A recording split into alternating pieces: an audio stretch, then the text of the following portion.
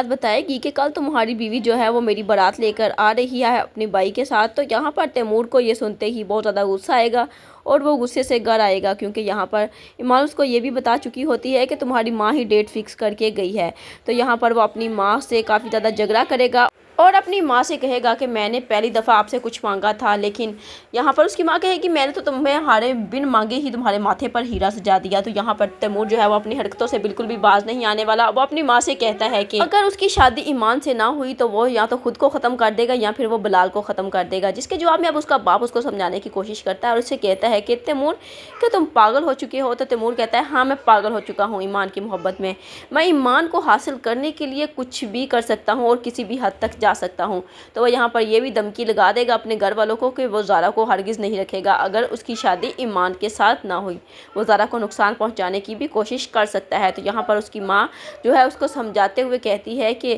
زارا کو کوئی بھی نقصان پہنچانے سے پہلے اتنا ضرور سوچ لینا کہ وہ ڈپٹی کمشنر کی بہن ہے اور بلال کو بھی تم کبھی بھی نقصان نہیں پہنچا سکتے۔ تو یہاں پر اس کے گھر والے جب تیمور کی یہ حالت دیکھتے ہیں تو یہاں پر اس کو بند کر کے کمرے میں چلے جاتے ہیں تاکہ وہ ایمان اور بلال کی شادی کروا سکیں، لیکن یہاں پر تیمور جو ہے وہ آزاد ہو جائے گا کمرے سے، کیونکہ یہاں پر لیلا جو ہے وہ اس کی ہیلپ کرے گی اور اس کو کمرے سے باہر نکال دے گی تاکہ تیمور جو ہے وہ یہاں پر بلال کو مارنے کی کوشش کرے گا۔ دوسری جانب ایمان اور بلال جب ریسٹورنٹ میں ملتے ہیں تو یہاں پر بلال کہتا ہے کہ میں ہمیشہ تمہاری عزت کی حفاظت کروں گا۔ تو یہاں پر ایمان کہے گی کہ میرا ساتھ ہمیشہ دینا تم۔